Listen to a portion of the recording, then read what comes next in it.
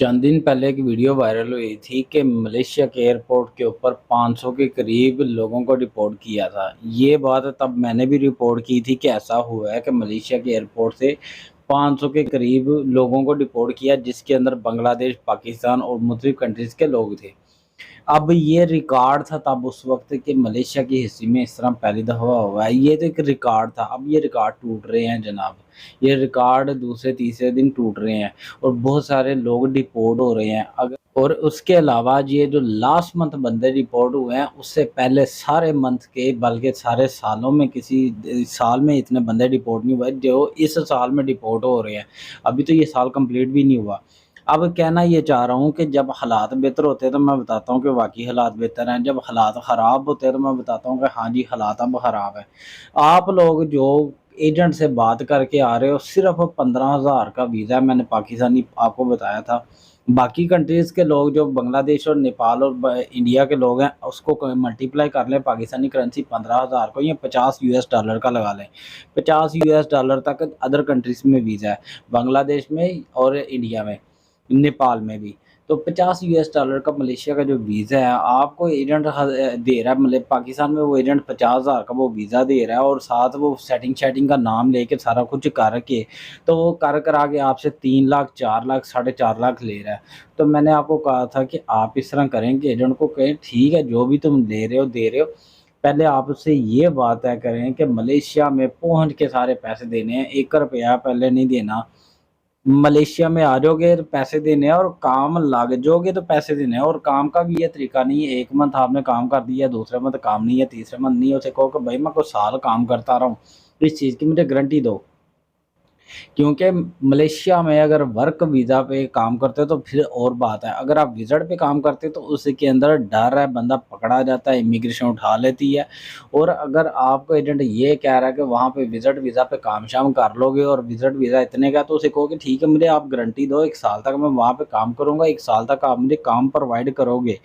अब एजेंट तो वहीं पे भाग जाएगा। एजेंट क्या करता है, यहाँ पे वहाँ से बंदे लाते हैं, यहाँ पे किसी ऐरे-गैरे को काम पे लगवा कह दिया कि यार इसको काम पे रख लो, 1 दिन 2 दिन वो काम पे रहता है, उस काम पे काम इतना साथ लिया जाता है, बंदा भाग जाता है। तो ये मगर एजेंट ने तो ज़ुबान पूरी कर दी ना, तो मैंने जी काम पे लगवा दिया है। मगर वो काम लगवाने वाला भी नहीं होता, उससे बेहतर होता है कि बंदा घर ही बैठा रहे। ये चीज़ कंप्लीट होगी। हालात इस वक़्त ऐसे हैं एयरपोर्ट के ऊपर, वो पासपोर्ट देखते ही बस बंदे को शक्ल देखते और पासपोर्ट को देखते ही बंदे को डिपोर्ट कर रहे हैं।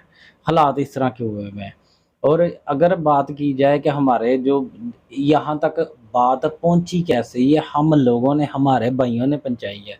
जो लोग यहाँ पे विज़िट वीज़ा पे आ रहे हैं, यहाँ पे एक रिकॉर्ड तादाद में लोग पहुँच चुके हुए हैं।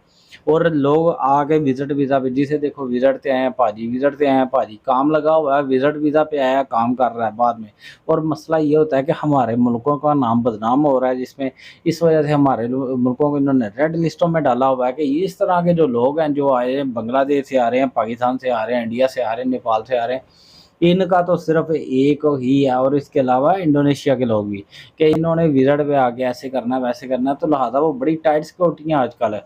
और एयरपोर्ट के ऊपर वो जिसे कहते हैं ना, खंगा नहीं दे अंडे, वो ये सिचुएशन है। वो देख लेते दूर से, हाँ जी इधर आ जाओ, देख हमारी शक्लों पे लिखा हुआ है कि हम जो है ना एशियन लोग हैं, तो बुला लेते हैं, आ जाओ काउंटर के ऊपर चलो।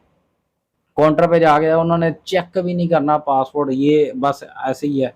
ओके, वो अंदर चले जाओ कमरे में भेज देंगे। यार एक बंदे हैं, बड़े सारे बंदे हैं, एक बंदा नहीं बड़े सारे बंदे हैं, ट्रैवल हिस्ट्री है उनके पास, शो मनी है उनके पास, रिटर्न टिकट्स भी हैं, होटल बुकिंग भी है, सब कुछ होने के बावजूद इवन के कॉन्फिडेंस भी होता है, बात भी नहीं करने देते।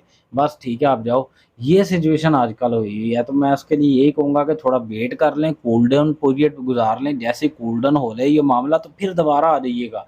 तो कोई इश्यू नहीं है, अभी थोड़ा टाइम गुज़ार लें, इसको कूल डाउन होने दें। जिस तरह मैं ये बता रहा था कि पिछले 2 मंथ पहले भी इस तरह हुआ था, तो मैंने तब भी कहा था कुछ कूल डाउन होने दें, जैसे कूल डाउन हो जाएगा ये प्रोसेस दोबारा आ जाएगा। और ऐसा ही हुआ था कि जो कूल डाउन प्रोसेस था वो कंप्लीट होने के बाद लोग आने शुरू हो गए थे, आसानी से आ रहे थे बगैर किसी इश्यू के। तो अब ये है कि जो सिचुएशन है इस वक़्त, जिसे वो कहते हैं ना कि वो अत चढ़ी हुई है कि बस ए बंदे वड़न ना, ये सिचुएशन हो गई हुई है कि भाई ये बंदे ना दाखिल हों, ये एशियन लोग, क्योंकि उनको यही है कि इन्होंने जाना है सिर्फ विजिट वीज़ा पे काम करना और गायब हो जाना है। तो ये चीज़ें यार अपना ख़्याल रखो, पैसे बचाओ, टाइम और पैसे ज़ाया नहीं करो।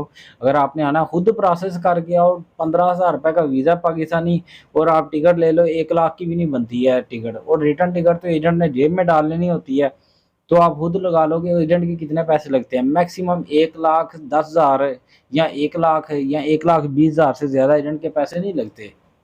और एजेंट मैंने पहले बताया था, एजेंट गेम भी करते हैं सेटिंग के चक्कर में, कि आपकी सेटिंग होगी, आपकी काउंटर सेटिंग है, इसके अंदर एजेंट की बहुत सारी गेम होती है, और मोस्टली एजेंट गेम ही करते हैं इस मामले में।